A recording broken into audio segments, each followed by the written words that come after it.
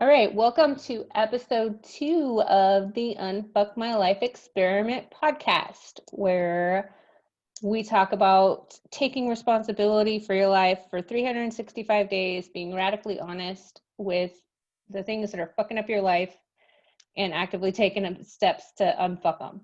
So I'm Beki of Seduce Your Market, and with me is Cheryl of Faceless Warrior Project. What's up, girl? It is a good day. It's a rainy day where you're at. It's a very rainy day, but those are good days because what the fuck am I gonna do? I can't go outside, right? I'll melt because I'm made of sugar. I know, you so sweet. Stick your finger in my coffee, girl. Anytime people used to say like, "Oh, I'm made of sugar, I'll melt," I'm like, "Nope, vinegar dilutes. You'll be all right."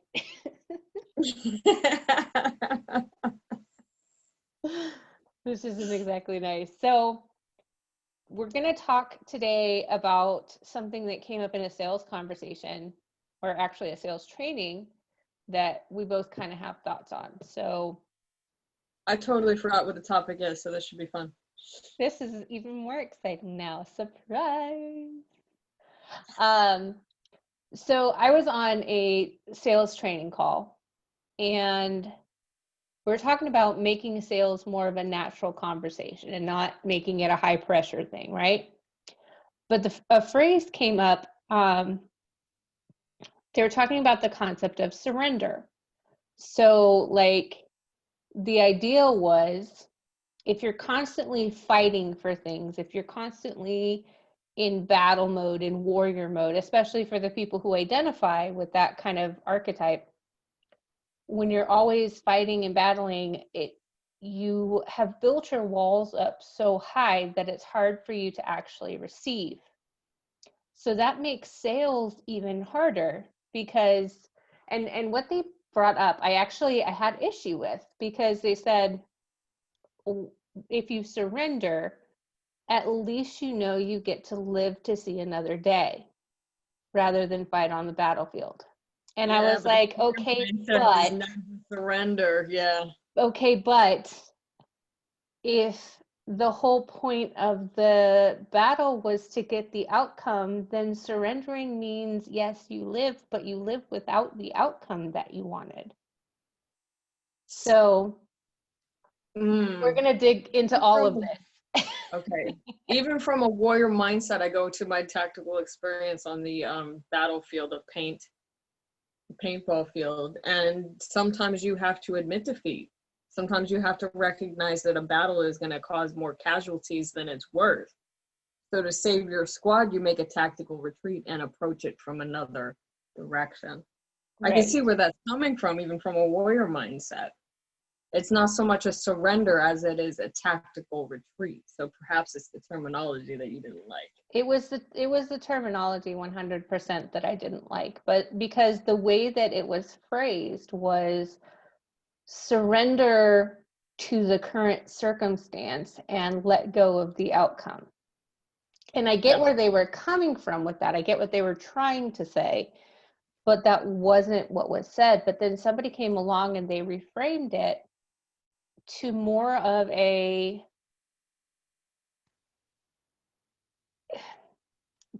kind of what you said, of having it be more of a tactical retreat. Like, you surrender the things that aren't working, because if you keep going down that path, you're just going to wind up, losing yourself in pursuit of the goal.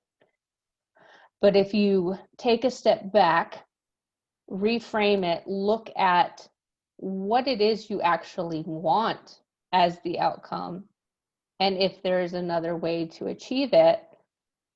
And then this phrase came up, and it was pretty powerful for me. It said, surrender to your calling. So it's not about the outcome so much, but it's about fulfilling what you've been called to do. Okay. And so kind of want to talk to you about that and how you feel about the concept in general of, in order to move forward, you have to surrender. Well, I can speak on that really. You know what I've gone through this summer in my personal life in regard to the custody situation with my kids. And I got to a point where a friend of ours said to me in a conversation, it was a group conversation, that it was time to surrender. And I'm like you. I'm just like you with that warrior mindset that everything is a battle. And I am going to fight to the death because my children are the most precious thing that I have. You know, I'm a mother, and my motherly instinct kicks in, and there's absolutely nothing I wouldn't do to protect my children. But there comes a point where you have to shift your energy towards the situation and surrender to it. I get where she was coming from, and ultimately that's what I ended up having to do. I could continue to fight that battle. I could continue to throw myself into the fire repeatedly and get burned and have to step back out, rehabilitate, and step into it again. That's what a firefight is. Sometimes that's what you have to do to win the battle. Sure, the persistence will eventually get you to your end goal, but at some point you have to realize that you're an avatar that's walking into a wall, and that wall isn't going to move. So you do need to surrender and say, you know what, I'm giving this up for today. I'm going to step back and let life do what life's going to do. I'm going to let the other party do whatever the other party is going to do. And you take, what that does is it gives you the opportunity to step back and observe what the other party is doing. When you detach from battle mode, when you step out of warrior mode, when you're no longer fighting against it, you switch to a different mindset. Now all of a sudden you're doing recon. Now you're looking for an intelligent, higher perspective to say, what actions are you taking and how can I respond rather than react in the midst of that fight or flight? Right. So it's been an interesting transition for my personal life to say, I'm not going to fight this anymore. I'm going to let this be what it's going to be. And what that's done in my personal life is given me more energy to invest in fortifying my life, fortifying the other areas of my life. I can start rebuilding and rehabilitating all of the strongholds. So when the time comes for me to hit this battle again, because it will come up again, I'm going to have a different perspective. I'm going to have a different approach, and I'm going to have better insights into what the other party is doing and how to address that. You know what I'm saying? Yeah, for sure. So at the end of the day, I'm also going to have a stronger fallback point. If you come from a more solid foundation, you've invested your energies in maybe observing, but also investing that energy in yourself. It gives you a better starting point for the next battle. I mean, that makes a lot of sense. You can't just keep going when you don't have any resources left. You need to fortify yourself, as you said, to be able to endure, like, pushing through the battle. I feel like it's a hard concept though to like come to terms with in your personal life though, because I feel like sometimes people get so attached to the thing that they want that they think that if they stop or if they surrender pursuing it, that all of a sudden they're that person that stopped 3 feet from gold.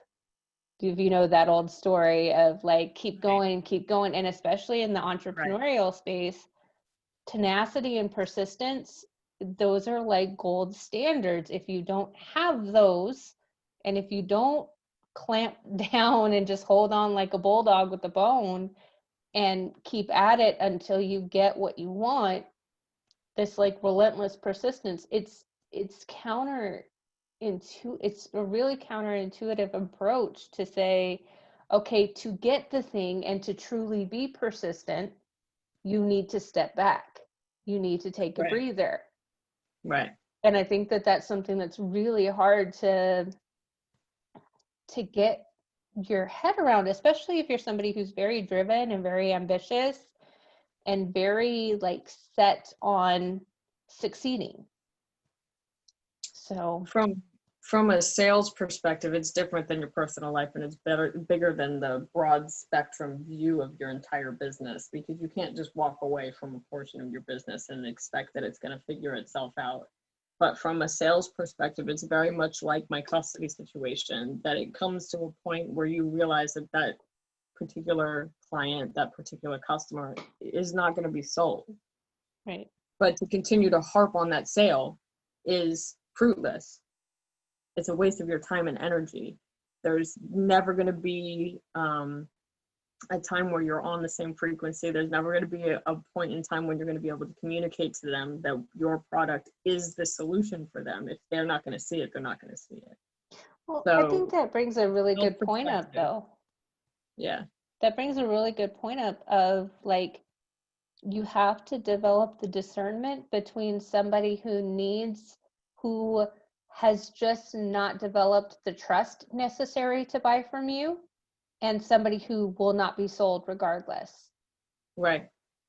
Like, it's, to me, like when you were speaking, what came up is the persistence is in making the offer, not necessarily making the offer to the same person until they buy, but in repeatedly just making the offer every day, in and out, to the people who would most benefit from it, and understanding that the outcome of them choosing to take advantage of it is on them. It's not so much on you. So you have to know that, if even if this could help them, if you have made not really the argument, but you have made the case for why this is a good thing for them, and they still choose to say no, or they choose to say not now, or I don't have the money, or whatever the objection is, I need to talk to my partner, and then they never get back to you, or whatever the objection is, understanding too that does not mean that they are rejecting you personally, but that this opportunity at this time is not good for them for whatever reason. That's right. That's right. It's very hard to detach from the outcome. But if you're going to maintain, you have to remember that every no is one closer to a yes. Yeah. I hate sales. See, and I actually love sales, because to me it's like dating. Like, I don't know if people like dating so much anymore, but it's like each sales conversation gives you the opportunity to learn to be present in the moment, and to connect with somebody, and to learn a little bit more about them, to see if it's even like a good match. And right. you want to do the qualification leading up to the call, so they're more than likely to be a good match. But not everybody is somebody that you actually want to work with. So sometimes like surrendering is the best thing for you as the business owner, especially when you do a lot more one-to-one, one-on-one work, because the people that you work with affect your energy. They do. Right.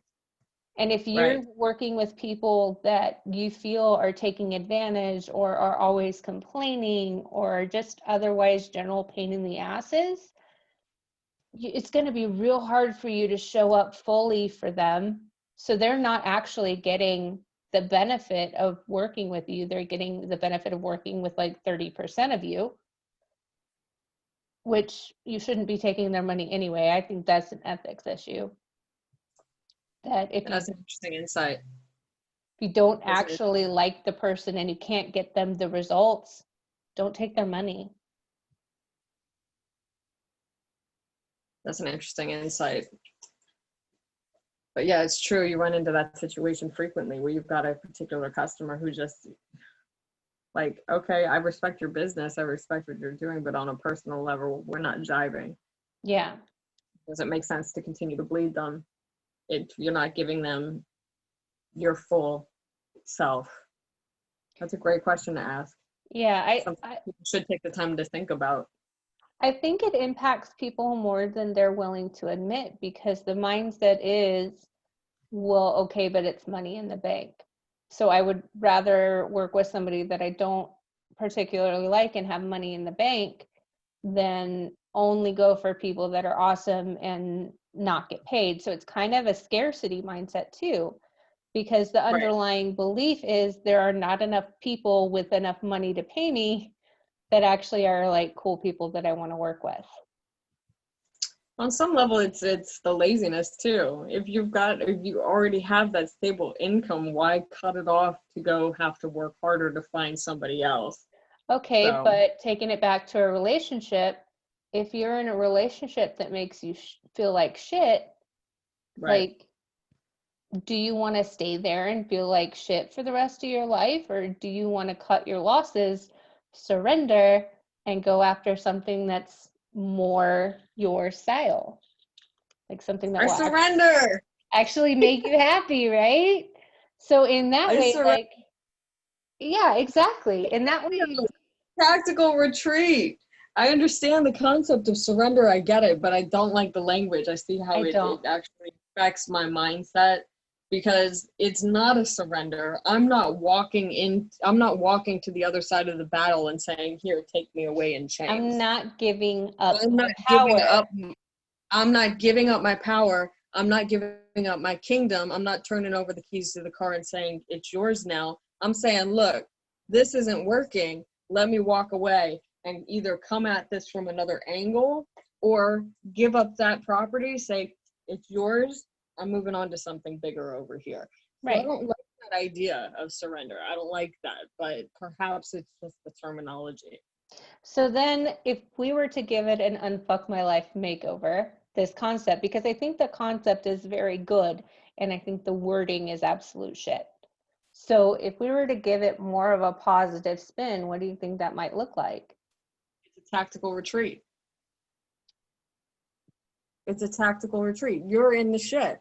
You're in the shit and you're pinned down in a situation that is not allowing you to advance any further. So the right response is not to continue to throw yourself in it. It's not to walk in with your hands in the air and give yourself up. If you have a means to do so, it's a tactical retreat. You pull back, you go back to your headquarters, you reassess the situation, and you take another approach. Come back to fight another day. That's not surrender. So really it's that tactical retreats are a necessary part of the process of winning the war.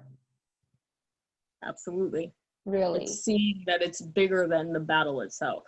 It's knowing that what you're invested in is a much bigger picture than the individual battle that you're facing at that point in time.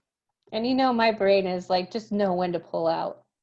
Like, and it's true. It's fucking true. It's true. Just know It's when true. to, like, deuces, I'm out. Like, Yeah,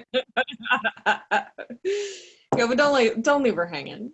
Don't leave no. her hanging. I mean, you can find other ways to satisfy the need or whatever, but you know, Like sometimes I said, come at it from a different angle, all come at right? it Let's from a let's find different, another approach. use some different tools. You know, you've got a full box of resources over here. See see what you can come up with. Pull something else out of your kit. But Pull I think something else out of the kit. for sure. I think that it's important to understand though that I think this is also true for like kind of what happened with me yesterday. So like yesterday, I was just feeling drained. I felt exhausted and I was mad about it because I was like, I have this whole day that I can focus on work. I don't have any outside distractions. I'm not on mom duty. I don't have anyone else demanding my time for me. So I have all of this time to just focus on work. And to me, that's like, that's kid in a candy shop right there. But I was so tired that I really honestly could not get any work done. I could barely even stay awake. And I was upset about that. But kind of what you were talking to me about was that our body needs to readjust. We're not like some kind of Superman, and we need the downtime is as necessary for us to push forward as the uninterrupted productivity time is. So do you want to talk a little bit more about that? I don't even know where to start with that, but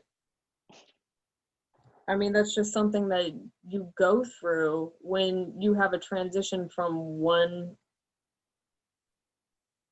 you're wearing one hat as a mom full time, and you constantly have that pull of your energy, okay? And you get into a rhythm with that, all right? You get onto that plane where there is consistency in it and you're able to maintain. But when that shifts and you no longer have to give that energy anymore, you need that time to reset your system. And that system reboot takes energy in and of itself. So you absolutely have to take that time. You absolutely have to unapologetically take care of yourself. What did I call it last night? I don't remember. I don't remember. It was a great word, whatever it was. But yeah, the self-care is essential. It's absolutely essential, because if you're running on an empty tank, or even if you're running on an eighth of a tank and you've got a drive that you have to make, you're spending all that excess energy being paranoid that you're going to run out of gas. Right. Whereas if you stopped for 5 minutes and refilled your tank, you could have a full tank and come at it with a better attitude the next day. It doesn't matter if you show up 5 minutes late. Nobody's going to care. Nobody's going to be affected by that 5 minutes.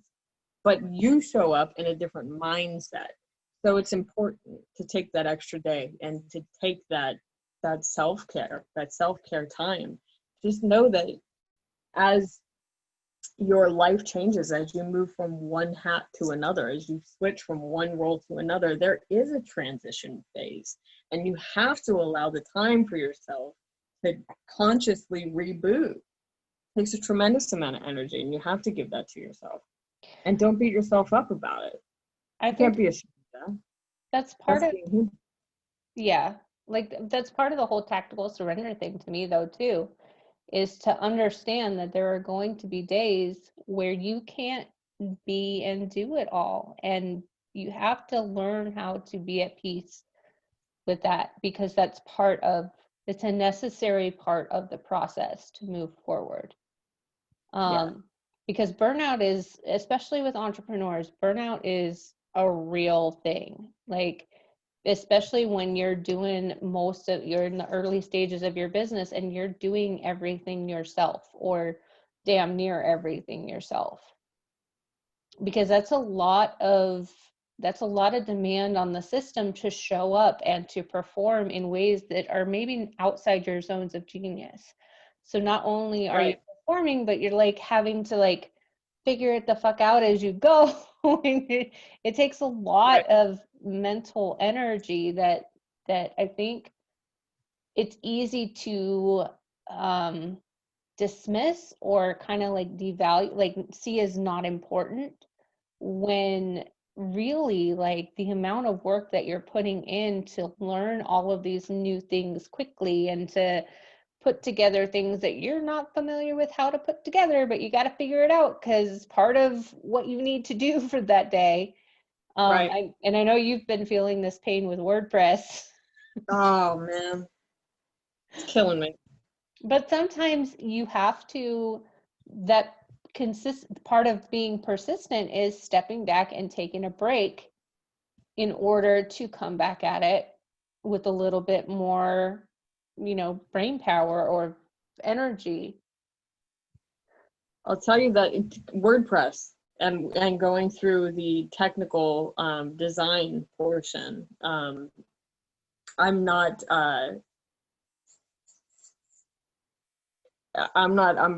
have a background in technology, but I do have a background in design. So for me, the aesthetic is really important. That's something that I value very much. But using a different platform and having to teach myself these skills this week, that word surrender did come up again frequently, to say, oh, take a breath, surrender to this. It's going to be what it's going to be. I can address this another day. It's more important that I continue pressing on in that particular facet to keep moving forward. I needed to not get stuck in the nuance of a particular area that I knew I could come back and address at a later time.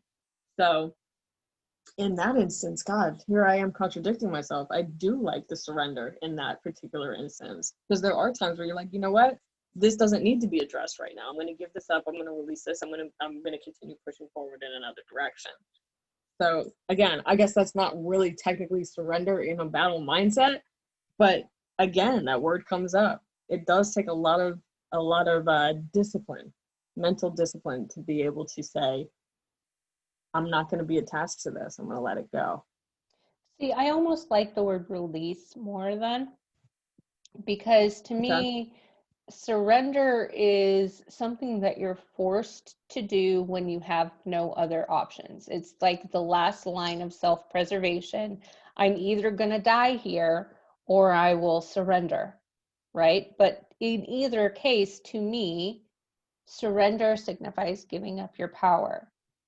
And I don't like that at all. However, the word release, that is a conscious choice that you make to let something go, because it is not as important as the other thing that you're focusing on, or it is not important immediately. It is something that, let's get this up and running. Let's take that imperfect action and get this going. And then I can circle back and I can, then I'll have the income that I can hire somebody to make the design do what I want, or I can have a little bit more freedom to be able to focus on this. But I can't let something that doesn't matter to the overall thing enough to stop the progress of this moving forward. Exactly. And I think releasing, or like letting go of the things that are important to you, very important to you, but don't actually impact the effectiveness of what you're trying to do, to let those go until you have the space and the energy and the resources to address them in a way that otherwise they become an excuse. They become a reason for you to stop progress. And that's bullshit. That's like the whole point of this, is don't allow those bullshit excuses to come in and be self-sabotage. I think we both talked last night about a Chihuahua client that's using an excuse of certain technologies that have to be laid out and put in place, and this has to be in a certain way before I can actually get started, and it's like it's a delay tactic. Well, it's fear. That's an excuse. It's fear. Because if I have everything up and running, then the problem is no longer that I don't have the things up and running. The problem then is on me. Then it's my responsibility to use the resources that are set up in the correct way to actually put myself out there. And that's scary, because what if I put myself out there and nobody wants me, or like people, there's a million different fears that come out. But if you have the resources set up, and by resources I mean you have a way to talk to people, to get them to agree to pay you, to take their payment, and to deliver on what they're buying from you, which sometimes is nothing more than having a PayPal account and a phone number or an email address. It doesn't have to be some super complicated funnel that you run through this fancy funnel software, or that you have a complete full interactive website for. It doesn't have to be that. You want it to be that because you want to put forth, like, you want people to see you in a particular way and think a certain thing about you. But in order to have something effective, you don't need all that. You just need a way to get from point A to point C and make sure that everybody's happy along the way. Right. So right. I mean, when it comes down to it, the reality is that no matter what you're selling, you're dealing with human beings, you're dealing with people. People respect authenticity. Authenticity means being vulnerable and showing that you have imperfections, and maybe you don't have it 100% right yet. But if you're providing a quality product and you give it with good service, people will come to you. yeah, I think this would be a great topic for one of our next episodes, is like, there's kind of a catch-22 in business that happens where people are like, the mentors and the gurus and whatnot will tell you, oh, well, you know, just share your testimonials, just, you know, start with what you have. And all these newbies are sitting there like, well, but what if I don't have any testimonials? Like, how do I get the recognition? How do I get the social proof if I have to have social proof in order to get people to give me social proof? Yeah, And it's the same catch-22 that you have coming out of college, that, you know, all the employers want to have experience, but you can't get experience until you have a job. So right. it's the same catch-22. And really what it comes down to is having the tact and having the creativity and the persistence to go and seek that experience in other creative ways and give away whatever services you have. Find a way to give it to people and let them test it out, let them beta test it, whatever it is that you're doing, to get that feedback in order to make the investment into your service. So, like, for instance, when I was in school, man, I had like 15 internships. Not even exaggerating. My friends used to call me the Jamaican, because there was never a time when I didn't have 2 jobs and at least 1 internship. I would give myself away for free, like a prostitute on Kensington Avenue, because that was experience. And I knew that coming out of school, I was going to have a leg up on the rest of the people in my class because I made that investment, you know? Mm-hmm. So yeah, it does take a certain amount of selling yourself. It does take a certain amount of being a hoe. But it also And a takes cheap hoe at that. understanding when you have done enough. Like, because I think Yes. that there's a trap that comes in when people are like, well, you know, I'm getting testimonials, I'm doing this work for free, or I'm doing, you know, Skillshare barters or that kind of thing. And they get stuck in the mindset of what I'm doing, what I'm offering doesn't actually have value that is worth Right. money. And Right. you have to understand that, like, giving away your stuff is a temporary, limited time just to develop the skill or prove your concept.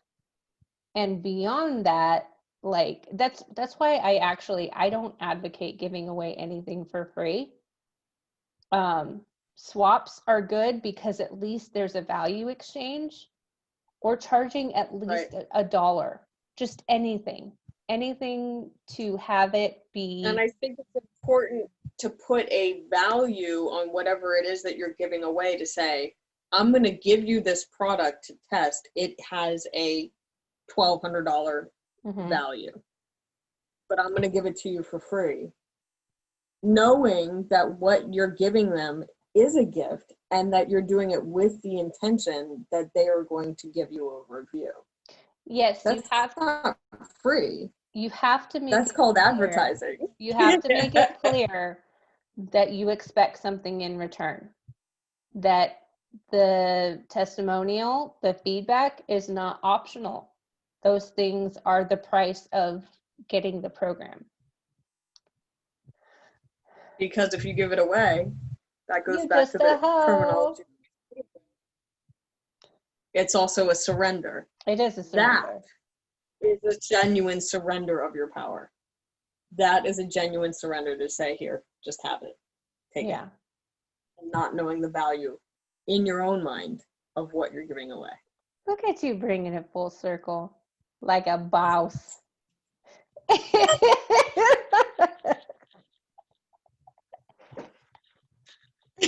That was smooth. I like it.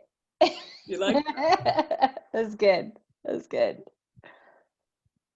All right. Well, I think that we have had a great conversation for We now. always have great conversations. I mean, we really do. Really We do. really do. Also, I want everybody who is watching or listening to know that Cheryl did have another punishment for not doing what she said she was going to do. So the accountability punishment has been recorded, and it is well worth watching. So that will also be available wherever this is available. I'm not going to watch it because I don't want to relive this one. It was dramatic. It was amazing. When I tell you I I wheezed. gotta tell you, the only thing worse than the experience of eating that was going out of my house and then coming back in it to the smell. What Yeah. the hell happened in here? It was pretty bad. It was, Like, I think the neighbors are offended.